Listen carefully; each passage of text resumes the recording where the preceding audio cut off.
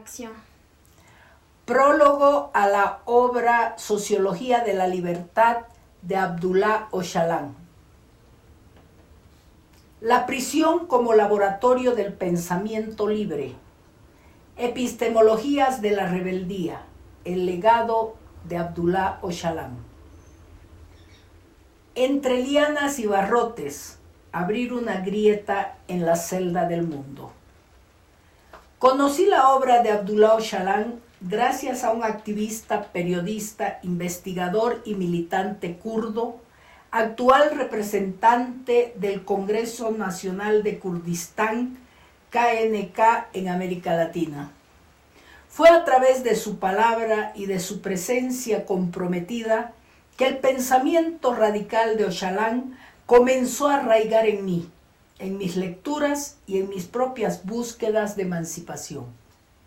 Este amigo activista llegó juntamente con otros compañeros por primera vez a La Paz, Bolivia, en 2014, con el propósito de difundir la causa del pueblo kurdo, una lucha milenaria por la autodeterminación, en la que confluyen las heridas abiertas del colonialismo, la violencia estatal genocida y la fragmentación impuesta por los poderes geopolíticos globales. Sin embargo, no fue sino años más tarde que lo conocí personalmente, cuando se presentó la nueva edición boliviana del libro Orígenes de la Civilización. Fue él quien me obsequió esa obra fundacional y me invitó a presentarla en diversos espacios académicos y sociales del país. Aquel gesto marcó un giro en mi comprensión de la historia, porque Öcalan no solo propone una relectura profunda de los fundamentos civilizatorios de Occidente, sino que su obra traza desde el corazón herido del Medio Oriente una crítica radical al patriarcado, al capitalismo y al Estado-nación moderno.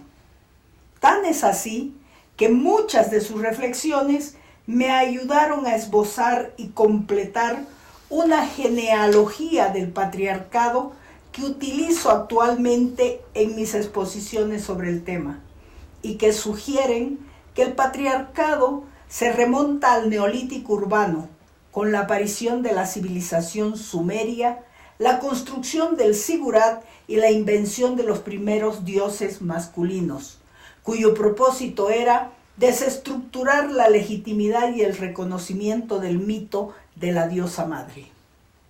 Como podemos ver, en el pensamiento de Öcalan, la filosofía deja de ser un ejercicio abstracto para convertirse en una praxis liberadora nutrida por las luchas concretas de los pueblos. Los activistas kurdos que llegaron a Bolivia han sido, en este sentido, un puente vivo entre ese pensamiento insurgente y los territorios concretos de Latinoamérica. En abril de 2022 se lanzó la campaña internacional Justicia para los Kurdos, exigiendo al Consejo de la Unión Europea la exclusión del Partido de los Trabajadores de Kurdistán, PKK, de la lista de organizaciones terroristas. Sostenían con razón y con firmeza que tal estigmatización no solo criminaliza la resistencia kurda, sino que clausura las posibilidades de una solución política pacífica y duradera al conflicto en Turquía y en toda la región. La respuesta al activismo no tardó en llegar. En mayo de 2024, cuando fueron invitados a impartir conferencias en instituciones educativas de Puebla y Guadalajara, México, algunos de ellos fueron detenidos en el Aeropuerto Internacional de la Ciudad de México y deportados a Brasil, presuntamente por una alerta del gobierno de Estados Unidos. Lejos de silenciarlos, este acto de censura internacional reveló la vigencia y el peligro que representa para el orden dominante la palabra libre y rebelde. En enero de 2025, durante una visita a Asturias, España, mi amigo volvió a insistir en la necesidad de disolver las fronteras impuestas en Oriente Próximo, apelando a la memoria viva de las culturas, etnias y religiones que durante siglos coexistieron en esa región. Frente a la lógica de fragmentación y exclusión, defendía una visión plural, profundamente democrática y descentralizada del poder. Parte esencial de esta propuesta es el confederalismo democrático, paradigma político formulado por Öcalan desde su prisión en İranlı y adoptado como horizonte estratégico por el movimiento kurdo. La propuesta se presenta como un proyecto civilizatorio alternativo, basado en la ecología, la democracia directa y la liberación de las mujeres. En sus palabras resuena la esperanza de un mundo en el que la vida comunitaria se imponga a la lógica de la guerra, del mercado y del patriarcado. No es casual que este compañero haya reconocido vínculos profundos entre la lucha del pueblo kurdo y las resistencias de los pueblos y naciones de Abya Yala.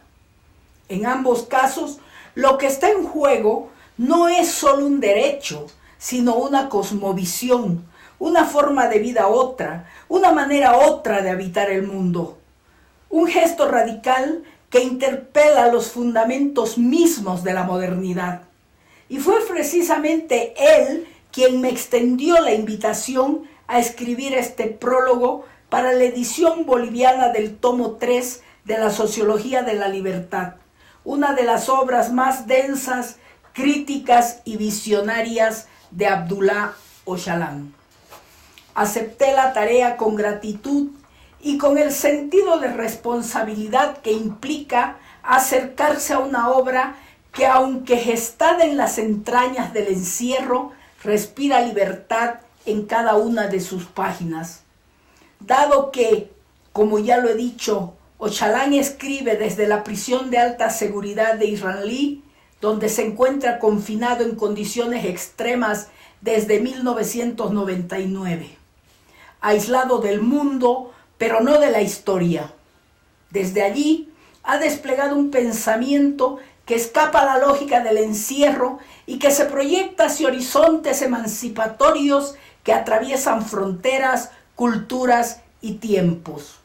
Un pensamiento donde la teoría crítica y la praxis liberadora convergen para resignificar los fundamentos mismos de lo político.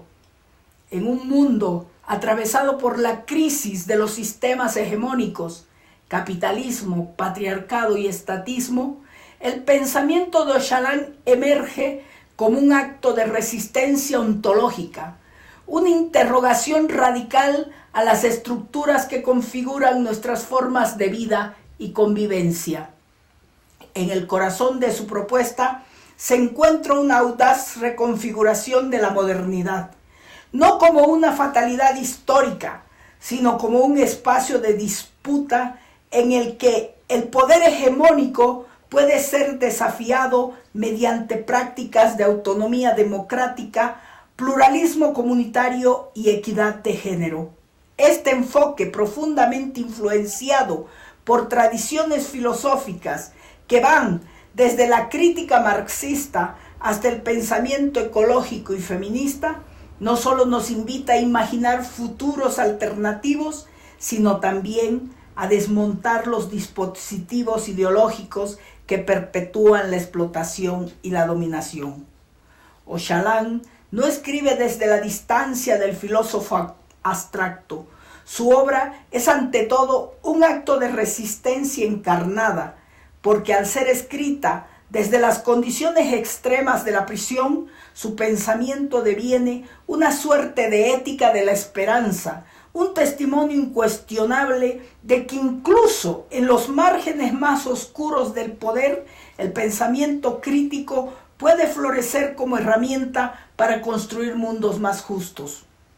Este prólogo busca aproximarse a la obra de Öcalan no solo como un corpus teórico, sino como una invitación a un diálogo transformador con nuestras propias realidades, un desafío a nuestras certidumbres y una provocación filosófica para reconfigurar nuestra relación con lo común, lo político y lo humano.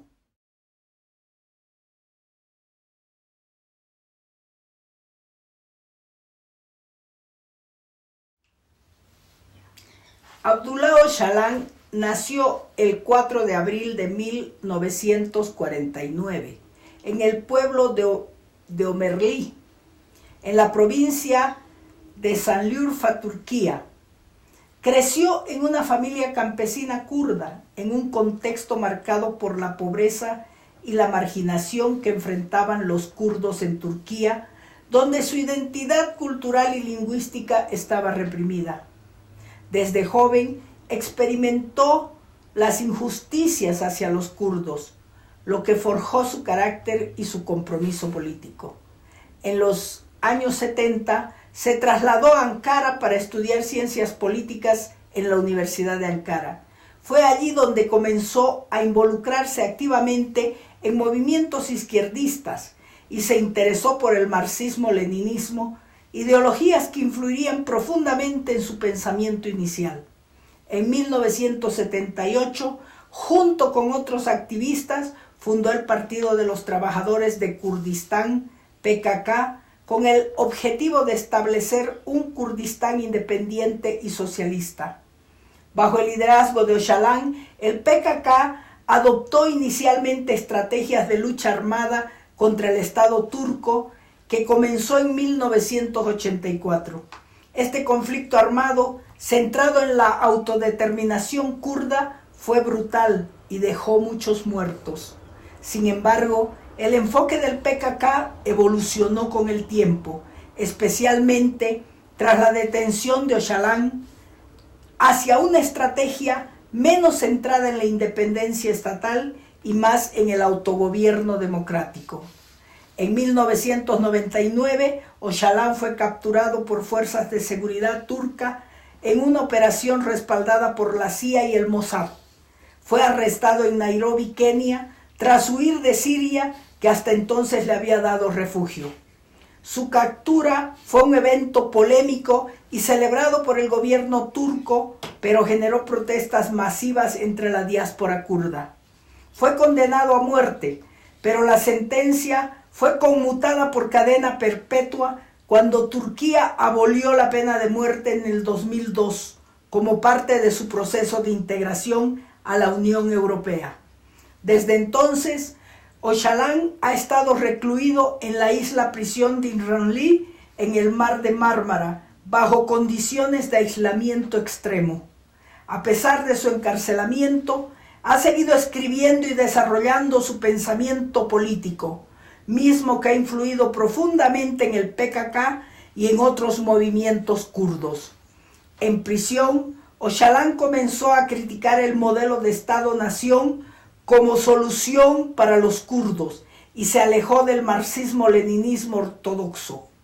Inspirado por autores como Murray Bookchin, ecologista social y teórico del municipalismo libertario, desarrolló su visión del confederalismo democrático, un sistema que promueve la democracia directa como gobernanza local basada en asambleas comunitarias, la ecología social como protección del medio ambiente, base de cualquier modelo político, la liberación de las mujeres en tanto rechazo al patriarcado como pilar de las estructuras de opresión y el pluralismo étnico y cultural en una sociedad que respete y celebre la diversidad en todas sus manifestaciones. Este modelo ha sido implementado en gran medida en Rojava, el Kurdistán sirio, donde se han establecido estructuras de autogobierno que buscan materializar los principios de Öcalan.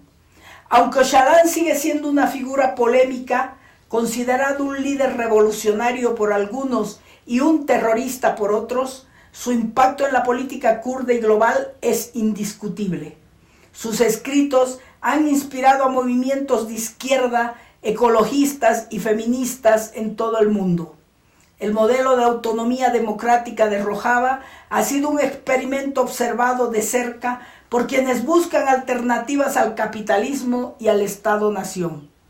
Desde su arresto en 1999 ha escrito numerosas obras desde prisión, abordando temas como la liberación de las mujeres, la ecología, la democracia directa y las alternativas al capitalismo. Algunas de sus obras más destacadas analizan la opresión de las mujeres como un pilar del sistema patriarcal y cómo su liberación es clave para cualquier transformación social. Otras proponen el confederalismo democrático como un modelo alternativo al Estado-nación, abogando por la autonomía local, el pluralismo y la participación directa de las comunidades. Y en las más se aborda el conflicto kurdo y se plantea que la solución no está en crear un Estado kurdo, sino en construir una nación democrática sin fronteras estatales rígidas.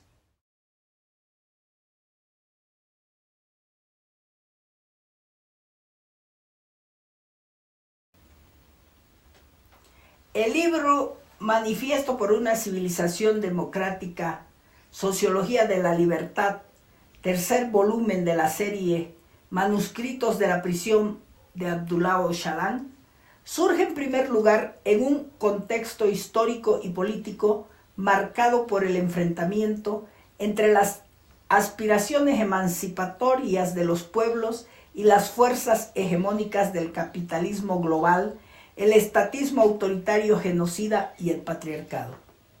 Esta obra se erige como una respuesta crítica y creativa a las crisis múltiples de la modernidad y como un testimonio del poder transformador del pensamiento en circunstancias de opresión.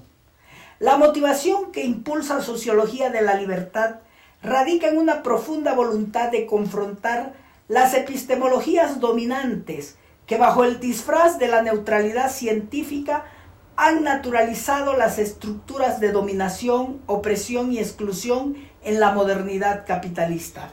Abdullah Öcalan en este texto no solo desafía las bases ideológicas del conocimiento hegemónico, sino que propone una sociología insurgente, orientada hacia la emancipación de los pueblos y la reconstrucción de lo común. En un mundo configurado por la colonialidad del poder y la lógica instrumental del capital, Öcalan reivindica la sociología como un campo de resistencia y creación. Su propuesta parte de un diagnóstico claro. El conocimiento no es neutro, está imbricado en relaciones de poder y como tal puede ser un instrumento de dominación o una herramienta de liberación. La sociología de la libertad se posiciona del lado de esta última, ofreciendo un marco teórico y metodológico que sitúa en el centro a las comunidades históricamente subyugadas y despojadas de agencia. La modernidad capitalista no es un proyecto universal de progreso, sino una construcción histórica que ha institucionalizado formas estructurales de explotación y dominación. En esta narrativa, la sociología tradicional ha jugado un papel fundamental al servir como legitimadora del orden establecido, moldeando epistemologías que invisibilizan las resistencias colectivas y perpetúan la desigualdad. Es en este terreno que Öcalan propone una sociología contrahegemónica, diseñada no para interpretar el mundo desde los márgenes del poder, sino para transformarlos desde su núcleo opresivo. Esta obra, profundamente influenciada por tradiciones críticas como el materialismo histórico, el feminismo y la ecología social, no solo interpela las categorías clásicas de la sociología, sino que las reconfigura desde una perspectiva que prioriza la autonomía, la justicia y la solidaridad. Esta reorientación hacia una sociología de abajo hacia arriba busca articular un conocimiento que sea capaz de deconstruir las estructuras del patriarcado, el colonialismo y el estatismo, a la vez que imagina formas radicalmente democráticas de organización social. En última instancia, podemos decir que la motivación última de Öcalan no es solo teórica, sino profundamente ética y política. Su sociología no pretende describir el mundo, sino transformarlo. En este sentido, Sociología de la Libertad es una invitación a descolonizar nuestras mentes, a repensar nuestra relación con el poder y a comprometernos activamente con la construcción de un mundo más libre, plural y humano. En segundo lugar, el momento histórico en que se desarrolla Sociología de la Libertad también está atravesado por la emergencia de movimientos sociales que cuestionan la lógica extractivista del capital y el monopolio del poder estatal. Öcalan reconoce la influencia de estas luchas indígenas, feministas, ecologistas, anticoloniales y articula una visión sociológica que las integra como horizontes de una nueva praxis emancipadora. En este sentido, el libro no solo dialoga con las tradiciones críticas del pensamiento como el marxismo, el feminismo y la ecología social, sino que también las redefine en un marco de autonomía democrática y confederalismo.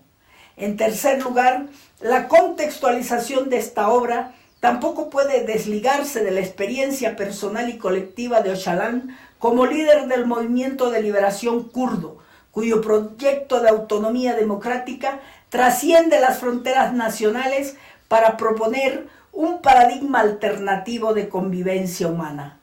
En Sociología de la Libertad, las luchas del pueblo kurdo se inscriben en una narrativa universal de resistencia contra la opresión, conectando lo local con lo global y lo histórico con lo ético, revelando un texto profundamente atemporal que desafía las categorías convencionales del pensamiento sociológico y plantea un llamado urgente a reconfigurar nuestras formas de conocer, ser y actuar en el mundo, mostrando que Sociología de la Libertad no es una teoría académica más, es una reconstrucción ontológica y política del ser humano en relación con la comunidad, con la tierra, con la historia.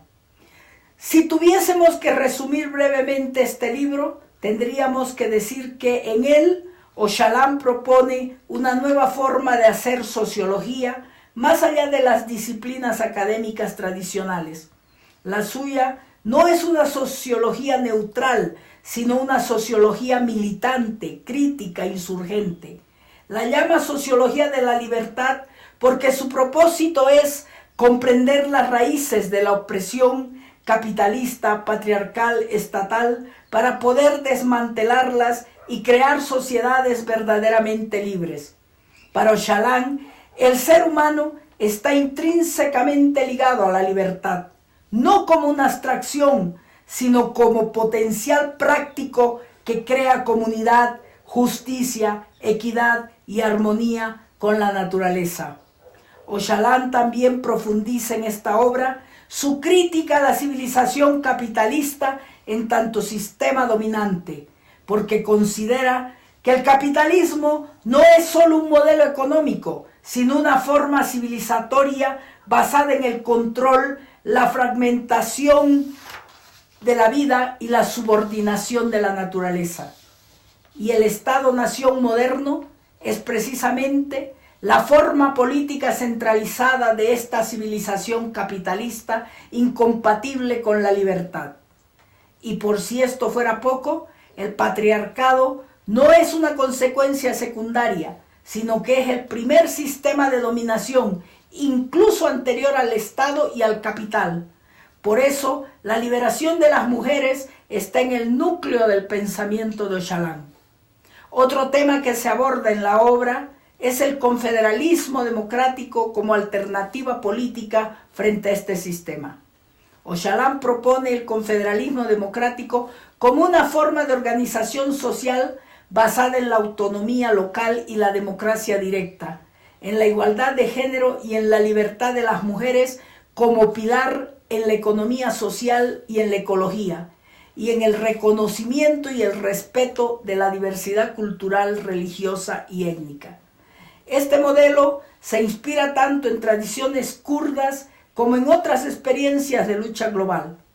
tiene paralelismos muy fuertes con el proceso boliviano, sobre todo con el Estado plurinacional, como ruptura con el Estado-nación monocultural, con las autonomías indígenas originarias campesinas, con las luchas por la madre tierra y el vivir bien, y con los feminismos comunitarios y decoloniales que critican el eurocentrismo y la colonialidad del poder y la colonialidad del género.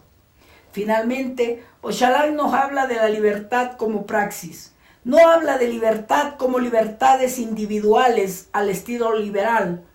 Habla de libertad colectiva, la capacidad de los pueblos para autogobernarse, autogestionarse, cuidar sus territorios, recuperar su memoria histórica y construir su futuro. Esta libertad no es un punto de llegada, sino un proceso constante de organización crítica, aprendizaje y resistencia. Por eso, la sociología de la libertad es también una pedagogía de la emancipación.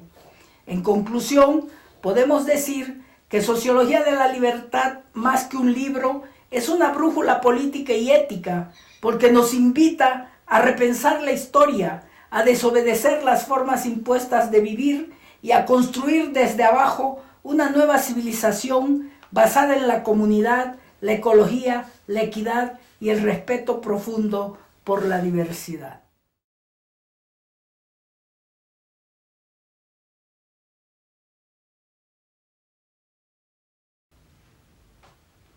El libro Sociología de la Libertad está organizado en un prólogo, una introducción y 8 capítulos. En el prólogo, Ochalán plantea la urgencia de una nueva sociología que aborde las preguntas esenciales de la libertad desde el contexto de la modernidad capitalista. En la introducción se expone el propósito central del libro, analiza las raíces profundas de los problemas sociales contemporáneos y propone soluciones desde el paradigma de la civilización democrática. En el capítulo 1, algunos problemas de metodología, se critican las limitaciones de las metodologías tradicionales en las ciencias sociales y se propone una aproximación alternativa que combina crítica histórica y praxis política. En el capítulo 2, la cuestión de la libertad, Ochalán explora el concepto de libertad, contrastando las concepciones individualistas del liberalismo con una visión más colectiva y enraizada en lo social. En el capítulo 3, el poder de la razón social, se analiza cómo la racionalidad colectiva ha sido moldeada y a menudo capturada por estructuras de poder, destacando la necesidad de recuperar una razón social autónoma. En el capítulo 4, la emergencia de la cuestión social, se aborda el origen histórico de los problemas sociales, mostrando cómo las estructuras de poder han producido desigualdades y conflictos sistemáticos. En el capítulo 5, visualizando el sistema de la civilización democrática, se presenta la civilización democrática como una alternativa al modelo jerárquico y centralizado de civilización basada en la diversidad cultural y la autonomía de los pueblos. En el capítulo 6, modernidad democrática versus modernidad capitalista, se contrastan dos paradigmas de modernidad. Uno capitalista centrado en la centralización del poder y el mercado, y otro democrático fundado en la descentralización, la ecología y la equidad de género. En el capítulo 7, los problemas de reconstrucción de la modernidad democrática, se analiza los obstáculos en el camino hacia una modernidad democrática, incluyendo la resistencia del poder establecido y los condicionamientos culturales heredados. Y finalmente, en el capítulo 8, las tareas en la reconstrucción de la modernidad democrática, Ochalán enumera las tareas intelectuales, éticas y políticas necesarias para construir una sociedad inspirada en los principios de la libertad colectiva. Como podemos apreciar, leer a Ochalán es entrar en un diálogo con las corrientes críticas más importantes del pensamiento contemporáneo, pero desde un lugar geopolíticamente desplazado, desde la voz de un pueblo negado.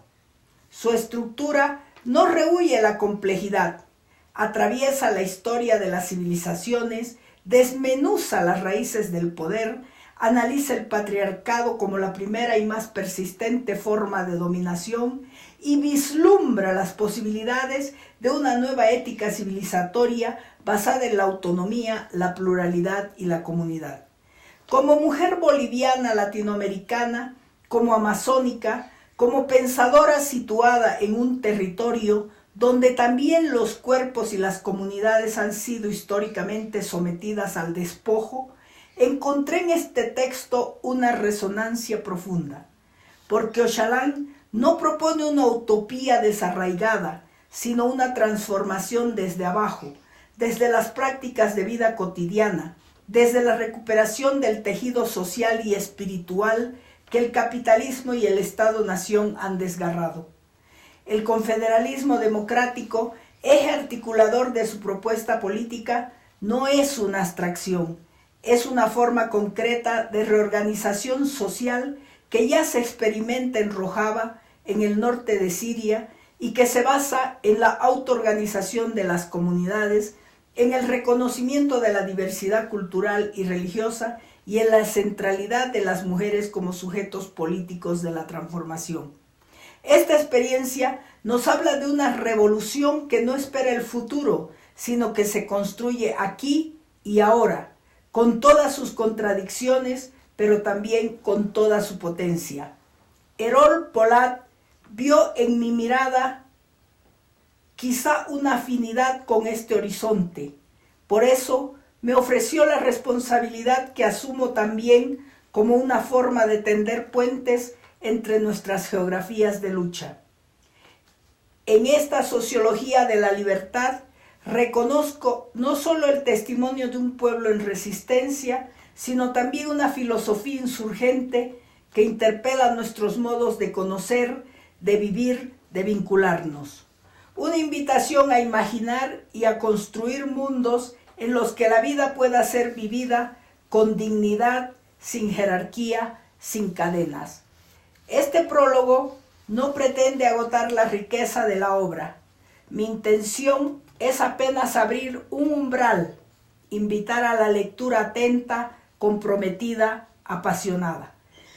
Porque necesitamos más que nunca reencontrarnos con las voces que han sido silenciadas por el poder global, escuchar con el corazón y con la razón para sentipensar aquellas verdades que no caben en los discursos oficiales, ni en las lógicas de mercado, ni en los manuales de historia.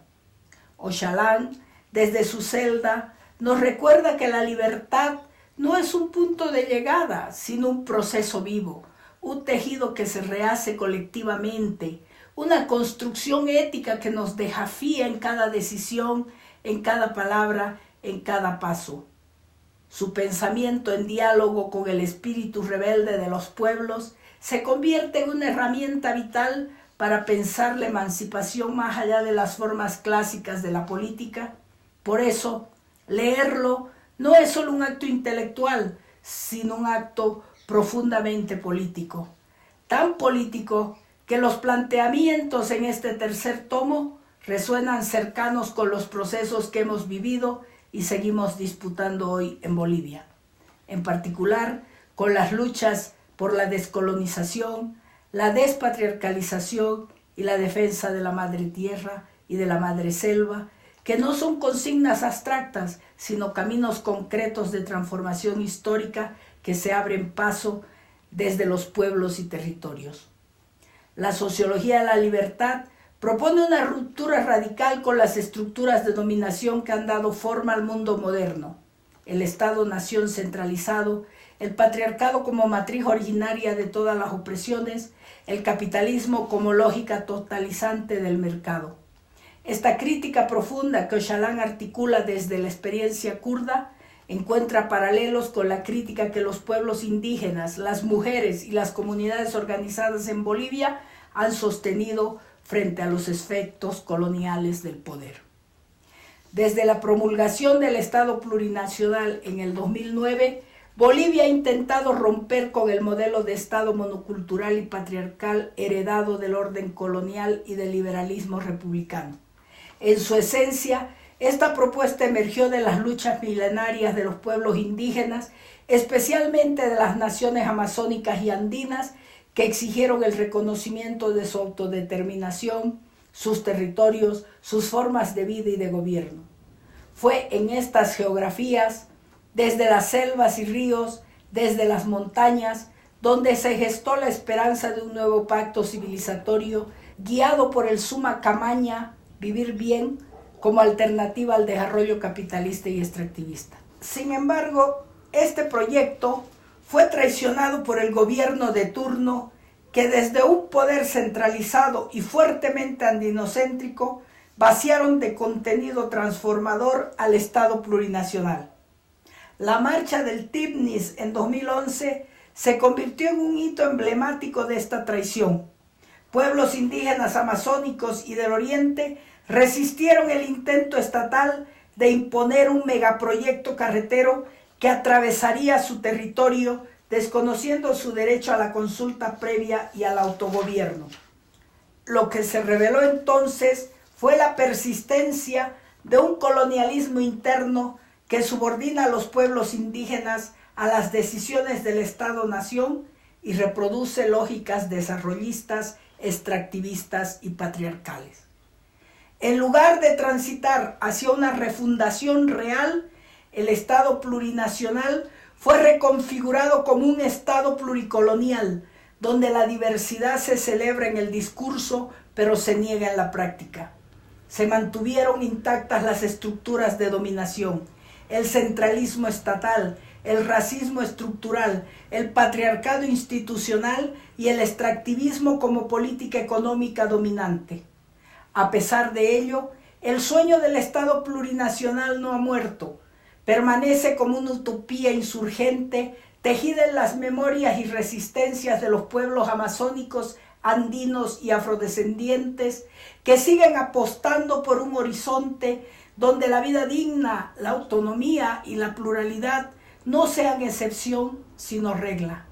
Y es aquí justamente, desde otra geografía, que Oxalán imagina algo similar.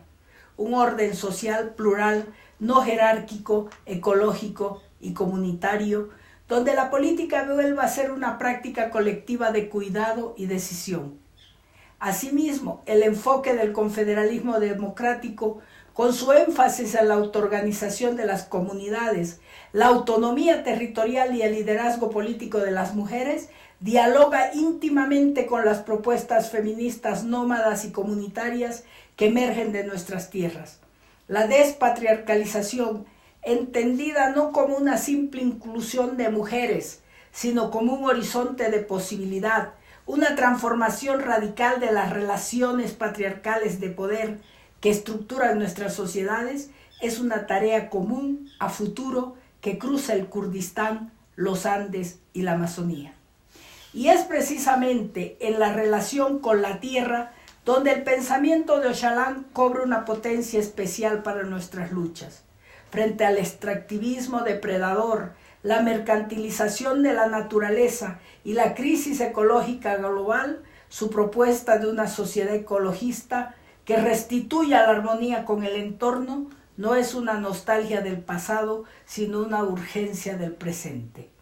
En Bolivia, la defensa de la madre tierra y de la madre selva, madre naturaleza en general, ha sido un estandarte de los pueblos originarios que han confrontado tanto al colonialismo externo como a los proyectos internos de desarrollo que sacrifican la vida de los territorios y de sus gentes en nombre del progreso.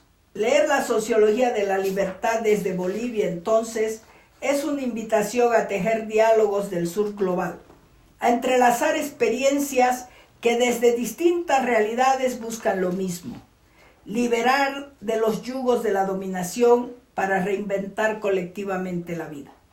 Es también un ejercicio de reconocimiento mutuo entre pueblos que resisten y sueñan, que luchan y crean, que no se resignan a vivir bajo el dictado de la violencia estructural, el olvido impuesto y la lógica del capital.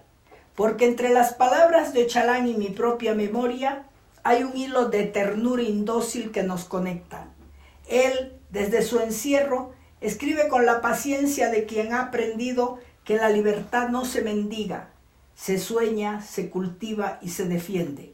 Yo, desde este rincón de la Amazonía mestiza y rebelde, escribo con la certeza de que nuestras heridas también son semillas. Lo que nos hermana no es solo el dolor compartido, sino la obstinada voluntad de amar la vida incluso en medio del despojo. Este libro nos recuerda que toda revolución verdadera comienza con un cambio en la conciencia colectiva, con una ética renovada del cuidado, la reciprocidad y la dignidad. Por eso, escribir este prólogo no ha sido para mí un simple encargo intelectual, sino una forma de caminar junto a quienes han elegido no rendirse, incluso cuando todo parece perdido. Este prólogo no es un umbral de clausura, sino una puerta abierta al encuentro. Que este libro sea una semilla, que germine en los territorios donde aún se lucha por la vida, que circule, se lea, se discuta, se cuestione y se reinvente en nuestros territorios, que se convierta en herramienta para las y los que resisten, que sirva como puente entre nuestras luchas, porque solo desde abajo, desde los márgenes, desde los cuerpos y territorios históricamente violentados, puede nacer una sociología que verdaderamente abrace la libertad. Una libertad tejida con ternura, con dignidad, con la esperanza invencible de los pueblos racializados del mundo.